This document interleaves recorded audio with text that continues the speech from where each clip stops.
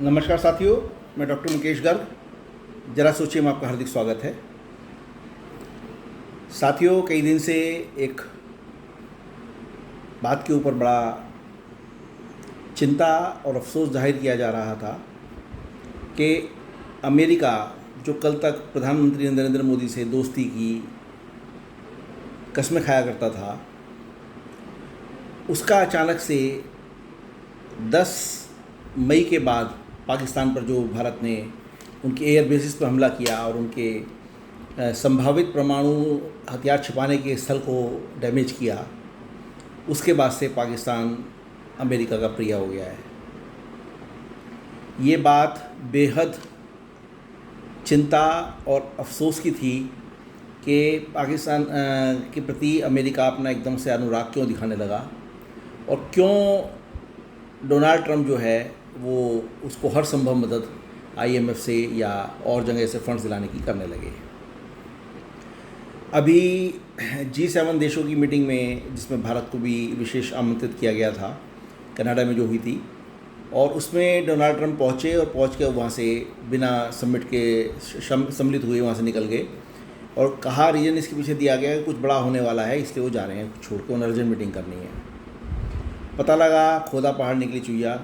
उन्होंने पाकिस्तान के जो सेना के जनरल हैं, जिनको बाद में फील्ड मार्शल का दर्जा दिया गया, असीम मुनीर, उनको बुलाया हुआ था और उनको उन्होंने लंच डिप्लोमेसी उनके साथ की है। डोनाल्ड ट्रंप का एक बहुत छोटे देश के सेनापति के साथ लंच करना अपने आप में कोई छोटी चीज़ नहीं है।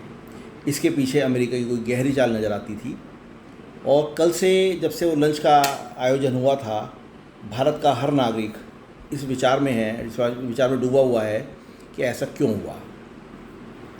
साथियों, आज CNN 18 ने एक रिपोर्ट जारी की है और उसने इस लंच डिप्लोमेसी की बात जो है वो सबके सामने रखी है। उसके जो मोटे मोटे पॉइंट्स हैं वो मैं यहाँ आपके सामने रखना चाहता हूँ।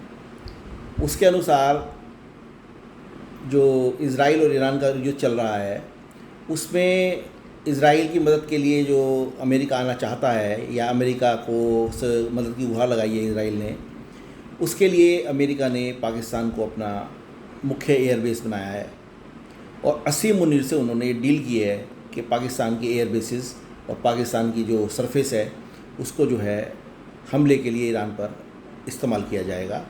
और साथ ही जो उसके कोस्टल एरियाज़ हैं वहाँ से जो इसके मेरीन्स हैं अमेरिका के, वो तैनात होकर ईरान पर हमला करेंगे।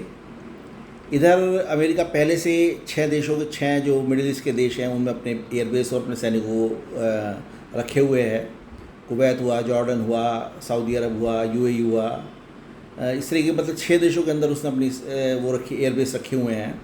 और 7वां जो मेन स्ट्रेटेजिक पार्टनर है उसने पाकिस्तान को बनाया है। और पाकिस्तान के अंदर चूँकि उसको पता था अमेरिका को कि वहाँ के प्रधानमंत्री की और राष्ट्रपति की कोई वैल्यू नहीं है, वहाँ जो सारी वैल्यू होती है वो सेना के प्रमुख की होती है, इसलिए सेना के प्रमुख को उन्होंने वहाँ बुलाया और उसको उन्होंने जो है ये आश्वासन दिया कि तुम हमें ये सहायता दो और बदले में हम तुम्हें जो है 5th जनरेशन एयरक्राफ्ट देंगे, एक सक्षम एयर डिफेंस सिस्टम देंगे और तुम्हें इसके लिए चाइना से और रशिया से दूरी बनाकर रखनी होगी। ये सब काम अमेरिका ने कल असीम मुनीर के साथ डील कर डाली है। यानी एक तरीके से असीम मुनीर ने पाकिस्तान को कल अमेरिका के हाथों बेच दिया है और अमेरिका पाकिस्तान को एक तरीके से ईरान से अलग करने में कामयाब हो गया है। मुझे तो इसमें डोनाल्ड ट्रंप की एक और चाल नज़र आती है कि इधर उसका टारगेट ईरान को समाप्त करने का है और उधर जो है वो पाकिस्तान के ऊपर एक तरीके से कंट्रोल कर लेगा ताकि उसका जो परमाणु धमकियों का मामला है वो सज जाए और चाइना जो पाकिस्तान के माध्यम से अरेबियन सागर पे हिंद महासागर पे और अरेबियन सागर की तरफ जो अप्रोच करना चाहता है वो रुक जाए।